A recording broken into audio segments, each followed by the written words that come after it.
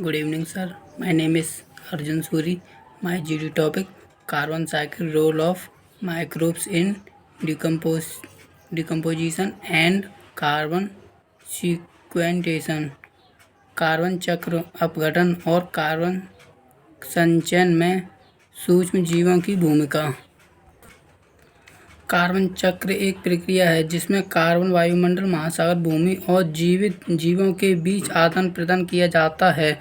सूक्ष्म जीव जैसे कि बैक्टीरिया और कवक चक्र में एक महत्वपूर्ण भूमिका निभाते हैं, विशेष रूप से अपघटन और कार्बन संचयन।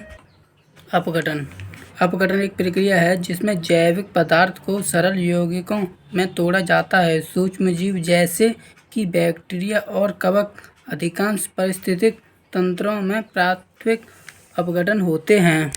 सूक्ष्म जीवों में अपघटन में भूमिका। जैविक पदार्थ का अपघटन। सूक्ष्म जीव जैविक पदार्थ को सरल यौगिकों में तोड़ते हैं, जिससे कार्बन डाइऑक्साइड और पोषक तत्व निकलते हैं। पोषक तत्वों का विमोचन। सूक्ष्म जीव पोषक तत्वों का विमोचन करते हैं, जैसे कि नाइट्रोजन और फास्फोरस, जो पौधे की वृद्धि के लिए आवश्यक होते हैं। ह्यूमस का निर्माण। सूक्ष्म जीव ह्यूमस का निर्माण करते हैं, जो एक स्थिर जैविक पदार्थ है जो मिट्टी में सदियों तक रह सकता है।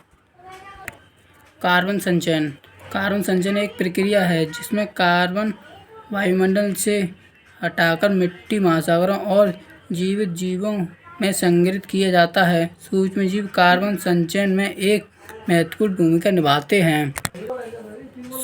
सूक्ष्म जीवों को कार्बन संचयन में भूमिका। मिट्टी में कार्बन संचयन।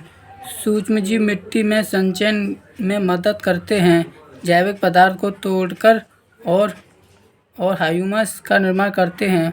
महासागरों में कार्बन संचयन। पौधों सूक्ष्म जीव अंतःक्रियाएं। सूक्ष्म जीवों के प्रकार 3 हैं: बैक्टीरिया, कवक, अर्किया। Thank you sir.